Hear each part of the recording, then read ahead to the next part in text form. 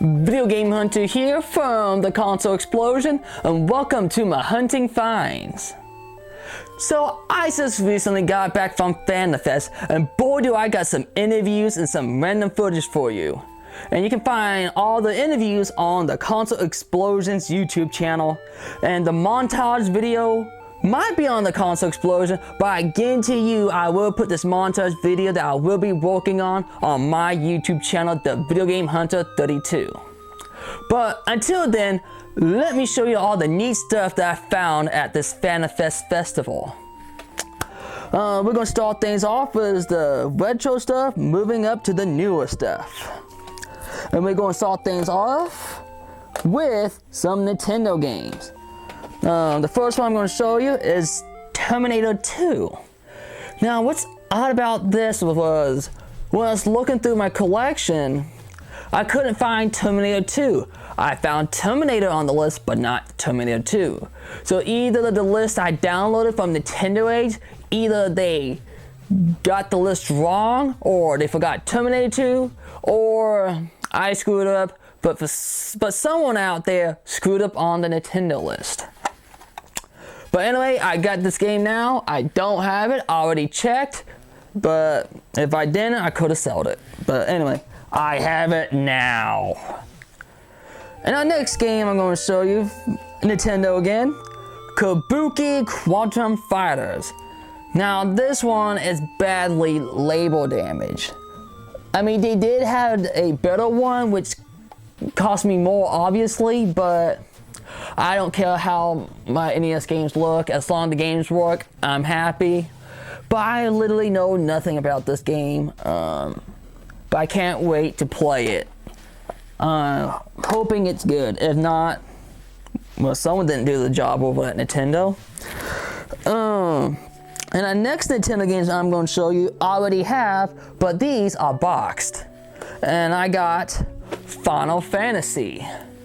Now, it didn't come with a manual, and I will say this, I did overpay this, but come on, it's Final Fantasy and it's right up in my face, which means I had to have it. But, I only collect really boxed NES games unless they mean something. Like that Cheetah Man 2 box right there. I love the history of Cheetah Man, and I like the history behind Action Enterprise. But Final Fantasy, I don't know, I kind of like the series all the way up until 10. Yeah, Jared, Final Fantasy 10 sucks and you know it. You gotta quit being in denial. And for those who don't know Jared, he is the CEO guy on the Console Explosion. Okay, but that said, now, I don't know if I mentioned this, I bet that's in right now, but this did not come with a manual, which is okay since I already have it. And I like to thank Brandon's dad who I work with. I like to thank Brandon's dad for giving me the manual several months ago. Because now I have the box, I have the game in here, and now it is complete. Hoorah! And the next game I got here is Ninja Gaiden 2, complete and boxed. And to me, Ninja Gaiden is the best trilogy of games on the NES. And it's also one of the hardest trilogy on the NES.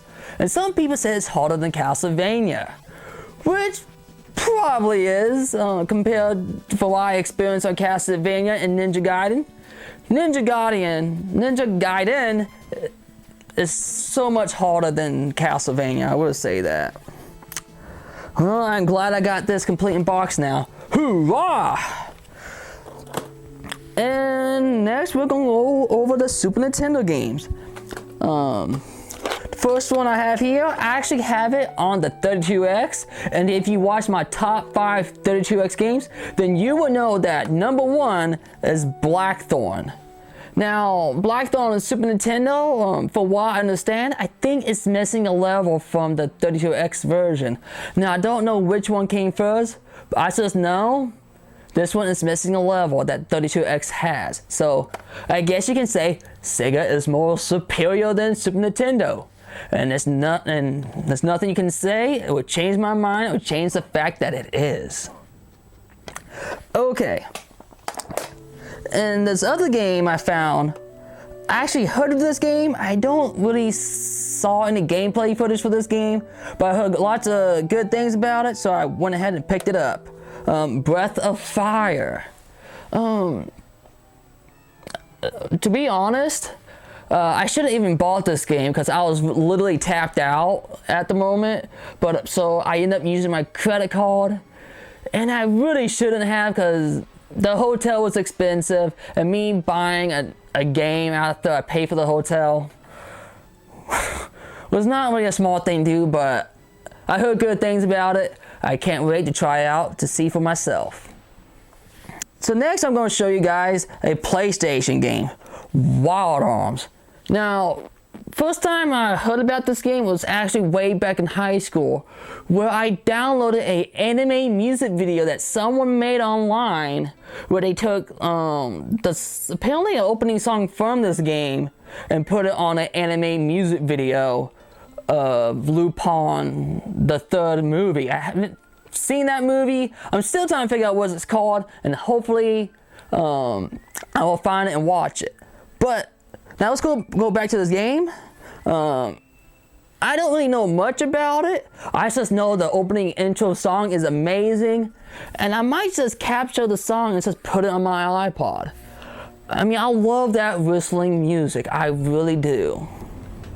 I can't wait to listen to it again. Alright, next is actually a 3DO game. Blade Force. Now, it's really been a long time since I bought a 3DO game. The last 3DO game I bought is actually a Sailor Moon fighting game. Right there. But, the guy who I bought this from apparently bought it from another vendor. And he told me I can buy the game from him. He just wanted the box. So he actually gave me a half off on this, which I believe he sold this to me for $5 or $10. I think that it might have been 10, it might have been 5, I can't remember. But I can't wait to try this game out. Blade Force. It looks like a tank game, not a samurai game, so I guess it's kind of misleading. Alright. Next I'm going to show you a Sega CD game. I literally know nothing about these two games. It's actually two games in one case. Ultra Universe Prime and Macrocos. I don't know how to pronounce the one at the bottom, but basically I bought this thing randomly. I just wanted a Sega CD game because, again, it's been a while since I bought one. And I think the last Sega CD game I probably bought was, it might have been Lunar, the first one. Or it might have been Mortal Kombat, I don't remember. But I got another Sega CD game to add to my small little collection of Sega CD games. So next I'm going to show you some VHS tapes. For those who don't know, I love collecting stuff on VHS, especially when they're video game related, either the movie or TV show, or sometimes there's just advertisement tapes. Now, for what I understand, these might be tapes that you played at like stores or maybe Blockbuster or any other rental place. Basically, you pop it in and a bunch of random video footage from random games pops up. I got Squaresoft on PlayStation Collectors video, and I got Final Fantasy IX advertisement tape. Well, I think it's Final Fantasy IX. Hopefully it's not some random game footage they record off the PlayStation and put it on here. I'm sure they got some neat stuff on there. Hopefully. And next, I got a factory seal game, which I will be doing another Break the Seal video. It actually been a while. Again, I don't usually buy factory sealed games unless it's dirt cheap and I'm actually going to play them. I don't really collect factory sealed games like I probably already said. But the game I picked up is Samurai Deeper KO. This might be based on an anime show. Who knows? I can't wait to open it, and I'm probably going to piss off someone for opening a factory sealed game. I don't care. Games are meant to be played with, not kept on a shelf. which is kind of hypocritical of me to say since all my games are on my shelves, but at least I play them. I don't really collect them just for the heck of it. I collect to play. Alright, so next thing I'm going to show you, they actually had tons of toys, figurines, and whatnot at the Fandomfest festival. And if you haven't known by now, I love Sailor Moon. I know it's been years since I've seen it. Maybe it's time to end this once I pay off my credit card and I go off and buy some Sailor Moon DVDs, but I actually bought some Sailor Moon figurines, which is actually probably the cheapest one. These are the cheapest ones I found. All the other stuff were like $60 to $90, but I got this, pretty much each of these for $30. And technically I had to pay sales tax, so I paid like good $95. I can't believe this lady did sales tax. No one out there at Fandomfest did sales tax unless you use a debit or credit card. But I used cash, which kind of pissed me off a little bit. You even bother doing tax. Stupid vendor. But anyway, here they are. I really haven't taken any of them out the box except for Sailor Moon. I mean, I took a look at Sailor Moon, obviously I already said. It looks pretty darn good, so I'm assuming the other two looks good too. And the other two I picked up are Mercury, which by the way, they got her hair right, and Sailor Venus. Now I'm probably going to be showing you a quick footage of them being all put together, and I'm pretty sure they look quite nice. Next, I'm going to show you guys some comic books I found at Fandomfest. Obviously, you know I collect My Little Pony merchandise like comics and vinyl. Or if I'm lucky enough, some small figurines of My Little Pony. But I actually found a comic book which I don't have. Well, actually, technically I have it, but this one's a different cover. And usually I don't really care for covers. I usually pick my favorite ones. But this one has my favorite pony on there, and I just had to buy it. It's Pinkie Pie. This is the first issue. Oh, Pinkie Pie, why are you so awesome? Why do you keep making me smile every time I see you? See, Pinkie Pie knows how to make everyone smile. Unlike some people in the fandom who really hates Pinkie Pie for some odd reason. All she wants to do is make everyone smile, and she would try her best to do it. Anyway, now the next comic is My Little Pony related, but it's not licensed by Hasbro or anyone else except for, I guess, Dynamite Parody. And this is My Little Pony, A Brony's Adventure. Fandom is tragic. Now, when I was going through the comics of My Little Pony and whatnot at this guy's table, I found this and I was like, I'm kind of curious. I wonder if this a parody that everyone in the fandom can laugh at, or are they really going to talk trash about us? Well, why would people talk trash about other fandoms? I mean, I understand PC, but seriously, come on. And the next two comics I'm going to show you, I actually interviewed this guy, Conan Bell Comic. Hopefully I pronounced your name right, because I actually interviewed you.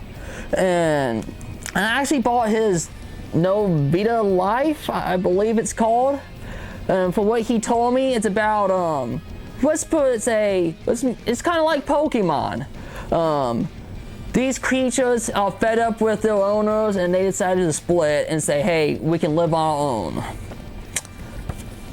That's basically all I remember. I'm sure he explains it. I'm sure the guy who I interviewed explains a lot better than I did in the interview I shot with him. And since I bought that comic, he gave me a free copy of his, I believe this is his very first one he ever did, Jungle Ways, which is a story about a little boy who moves to an island that has a bunch of anthro creatures there.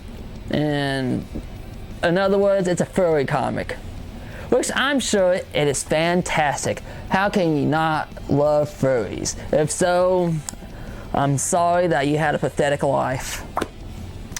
Next are posters and drawings. The first one I'm going to show you, I actually interviewed the guy, one of the people from Picture Brian, and I actually bought this small little poster of one of the characters from the show.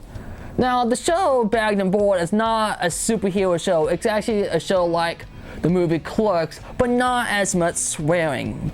But if you like goofiness and people having a bad life at the job, then you might like this one. Again, this one's actually based on the blonde from Bagged and Board. The blonde is really a dumb blonde, and I'm not kidding. Now, I'm sure the actor is very smart because I actually talked to her at Fandomfest.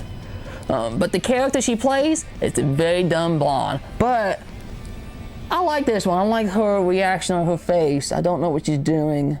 Maybe she's putting up a force field. That's what I was thinking when I first looked at her. She might be putting up a force field. Now, this next one I showed you, I think I mentioned about Sailor Mercury, how her hair is blue, and they got it right. Because all the recent merchandise I saw of Sailor Moon, they made her hair dark green. For some odd reason, her hair is not dark green. It's blue. So when I came by this chick's drawing at Fandomfest, she got her hair such dry, and I was like, I'm buying your art. Give me that art, I'm buying it. I think I paid like $10 for it. I don't care. This is gonna look great on my wall. Right here. Like I said, I pretty much bought it because she got the hair right. For some odd reason, some of the most recent figurines and poster I saw of Sailor Mercury, they made her hair dark green. Her hair is not dark green, it is blue. People who are making these merchandises of Sailor Mercury, please change her hair to blue. It's blue, not dark green. Alright. Now, the last thing I'm going to show you, I actually met someone at Fandomfest that I didn't have a clue who he was. I went to this guy's table, I looked at his art, and I was like, wow man, this art literally looked like it came from the show. And I was going through like this art, that, I was like, wow, you really got these things down. It wasn't until I realized that he told me he is one of the artists and one of the few voice actors on the shows he worked on that he do art for, or some of the characters and whatnot. Turns out he actually worked on these. I couldn't believe it. So that made me want to say, dude, I had to buy something from you. And his art wasn't expensive. It was only like $10. And I saw this and I bought it because it's funny. I met I believe C. Walton Crocker. I think that's say your name. I can't read cursive that well, so I'm guessing it's C. Walton Crocker. And he did the art and some of the voice acting in Aqua Teen Hunger Force and the Brat Show.